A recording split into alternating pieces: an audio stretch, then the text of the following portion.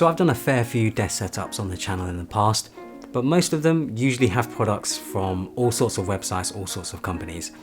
I wanted to make a setup that is primarily based from Amazon. So every single product here is from Amazon, making it much easier for most people to get a hold of these products.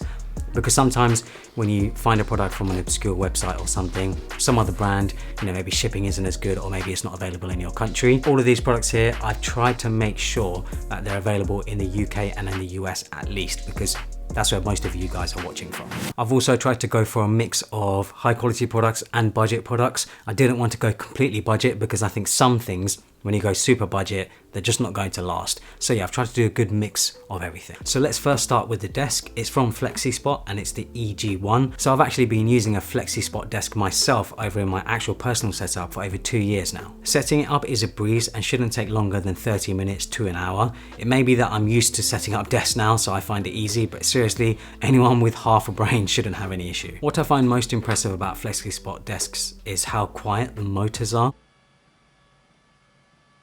They're quieter than any other standing desk I've used, even when compared to other very pricey brands. However, there is one issue that I came across when taking delivery of this desk, so it's actually quite difficult to see, but on that side over there almost seems to be some sort of permanent marks. It's really bizarre. Never seen anything like that before. So yeah, that isn't really acceptable. That's definitely not acceptable, but thankfully, when I've dealt with FlexiSpot in the past when it comes to issues and stuff, they've been really good. So yeah, I will most likely raise an issue about this desk. I will most likely return the top or something like that. But usually they either send me a replacement top or they just give me a refund. The top itself also isn't super high quality. You very much get what you pay for, as it is just basic engineered wood. If you want a real wooden top, you do have to splash a bit of cash. I would recommend changing the top anyway. I think the actual standing desk part is completely fine, but I think the tops that come with them aren't that great. It's why I've actually replaced the top on my personal one.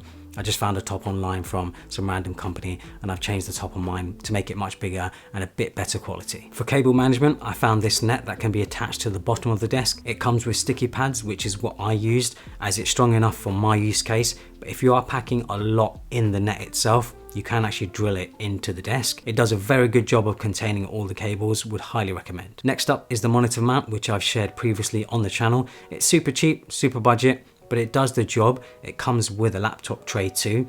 Easy to put together and mount. Also comes with some cable management clips. It's strong enough to hold most monitors and there's quite a bit of adjustment as well. One thing I will mention though is that once you've made the height adjustment, you can't adjust it anymore. So once you've made it, you can't sort of adjust it on the fly. You will have to go back behind there, adjust it with an Allen key to adjust the height again. So make sure you get the height right, because yeah, it will just be a pain in the butt to adjust it later on. I also ended up actually removing the laptop tray, as you can see, just because I just didn't feel like it felt that high quality and it was a bit bent. So I replaced it with a laptop stand, which I'll share later on in the video. Next up is the monitor. When choosing a monitor, I did have a set of minimum requirements.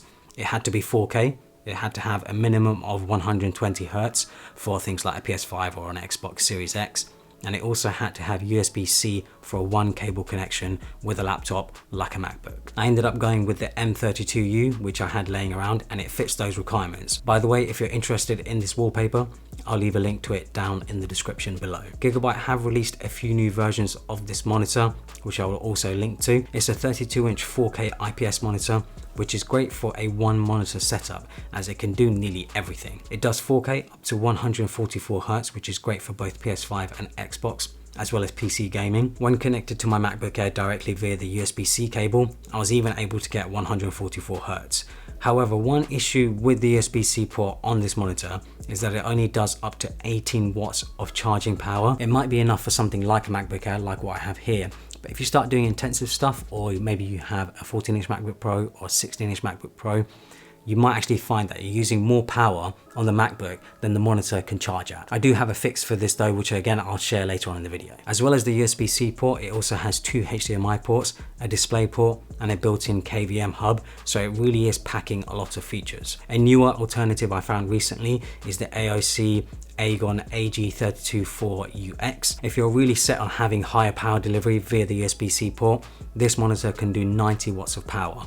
I'll also leave a link to it. Overall though, the M32U is a great monitor. It ticks nearly all of the boxes and comes in at under $700. It's a great monitor if you want a one monitor setup. Next up, we have a monitor stand and dock built into one. This is the Anker 675 docking station. I came across this product completely randomly and was actually quite surprised that I hadn't really seen it before. Even though I don't have the monitor resting on it, it can act as a shelf and a way to organize any accessories. To be honest, it does feel a little plasticky and hollow. I was hoping it would be made from aluminium like other docks. However, I was so impressed by everything it can do, as it essentially gives my laptop a bunch of options for more connectivity. On the left side, you'll find 2 additional USB-C ports, 2 additional USB-A ports, a micro and standard SD card reader, as well as a headphone jack. These are placed for quick access. On the bottom is where you'll connect things that you don't need quick access to. Here is the USB-C port that connects to the laptop, the power for the dock, and another USB-A port, Ethernet port, and HDMI port. The dock also fixes the charging issue I mentioned earlier, as it can charge a laptop at 100 watts, which is plenty. There's even a wireless charging pad on top to charge your phone. This is such a cool product, and I can see it being perfect for so many people who need a dock for additional connectivity, as well as a monitor stand and a wireless charging pad. As I mentioned earlier, I ended up switching out the laptop tray arm to a dedicated laptop stand. This is the 12 South Curve Flex. It's an adjustable laptop stand made from super nice aluminium. This is definitely a premium feeling product, and the price reflects that, as it's not cheap, but it seriously looks awesome and smart. Next up is the Logi Litra Beam. So this is actually meant to be a streaming key light, but I see it as a sort of multi-purpose desk lamp.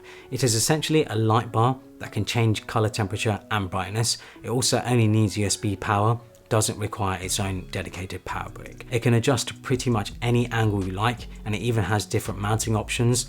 So if you want to use your own mount rather than the one provided, you can do that. Next up, we have the only product that's not available on Amazon, and that's a ULX leather desk mat. Full disclosure, it is a product from a store that I own. It's made from full grain leather and it fits the black desk setup perfectly. I feel as though a desk feels bare without a desk mat, so this finishes it off nicely. For the keyboard, it really comes down to personal choice. There are so many great keyboards to choose from on Amazon. You have things like the Logitech MX keys and the MX Mechanical, which I've recommended on the channel in the past. They're great keyboards, but I have the Nufy Air 75 here, which is pretty unique and has a design that's a little different. As the name suggests, it's a 75% layout keyboard. It's low profile and is mechanical. It also has a bunch of RGB options if that's what you're into.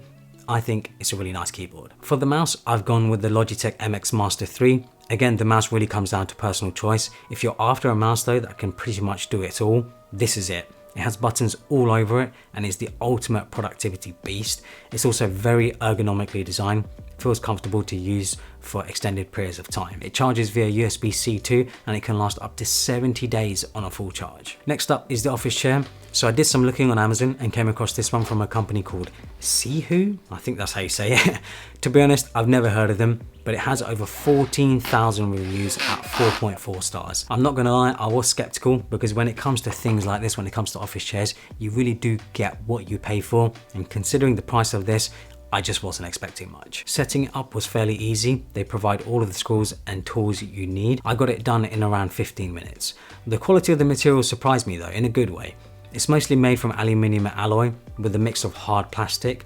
The back has a mesh material and there's a headrest, which is nice to see. The seat itself is a cushion. It's not super soft, but I think that's actually a pretty good thing, as I like my butt having some support. There are adjustable armrests too, which again was a surprise to see a chair for this price. What's pretty neat is that you can sit back to angle the chair and then lock it into place.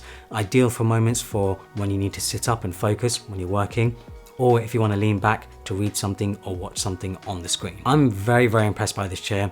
For the price, I think it was well worth it. However, I've only briefly tested it. Obviously, I haven't been sitting in it for months. So it'll be interesting to see what this is like over extended use, what it's like over a few years, because obviously office chairs aren't something you change regularly. When you buy one, you do usually use it for a few years. But other than that, for now, I'm actually very, very impressed. I think for the price, for what it goes for, it seems actually very good value for money. I'll leave links to everything down in the description below. I will also leave some budget options, some more expensive options, so that you guys can see what there is out there. Make sure to check out one of my other videos. I recently did a video on my own proper desk setup, going through it, showing you what I have, what I use. So yeah, hopefully you guys enjoyed it. Follow me on Instagram and Twitter and subscribe for more.